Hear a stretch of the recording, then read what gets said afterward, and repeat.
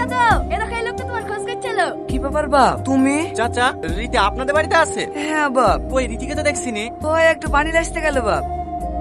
কি ব্যাপার আপনি? হ্যাঁ আমি, দেখো আবারও বেহার মতো চলে আসলাম। আসলে কি জানো তো, তোমাকে আমি সত্যিই অনেক ভালোবেসে ফেলেছি। এই বোকা মনটাকে যতই বোঝায় তবুও বারবার বেহার মতো অপমান হতে চলে আসে। আজ 2 মাস হয়ে গেল তোমার দেখা পাইনি, তো তাই অপমান হওয়ার জন্য মনটাও খুব ছটফট করছিল। বিশ্বাস করেন, আমি কোনোদিন আপনাকে অপমান করতে চাইনি। যাদের সুখের আশা আপনার মতো মানুষের ভালোবাসাকে আমি ফিরিয়ে দিয়েছি, আজ তারাই আমাকে অপমান দিয়ে বাড়ি থেকে বের করে দিয়েছে। এখন আমি হাজার চেষ্টা করলেও আর আপনার ভালোবাসা ফিরে পাবো না। আমি সব শুনেছি, সব শোনার পরেও তোমার জন্য আমার ভালোবাসায় এতটুকু কমে কেন জানো? কারণ আমার বিশ্বাস, আমি আমার ভালোবাসার মানুষটিকে যতটুকু চিনি সে এরকম যখন কাজ কখনো করতে পারে না। আই লাভ ইউ, তুমি আমার বউ হবে। তুই পাগলি, এভাবে কেউ কান্না করে? বোন, কি ব্যাপার ভাবি তুমি?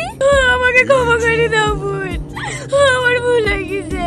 আমি আমার মায়ের কথা শুনে তোমার ঘরে এই লোকটাকে পাঠিয়ে দিল। আমাকে ক্ষমা করে দাও। আরে আরে, এ কি করছো? ওঠো ভাবি, তাহলে তুমি বাড়ি চলো। ঠিক আছে যাবো। ভাই কাঁদিসনি ভাই, কাঁদিসনি। আমি তোদের সবাইকে ক্ষমা করে দিয়েছি। কি ব্যাপার স্যার, আপনি আমাদের বাড়িতে?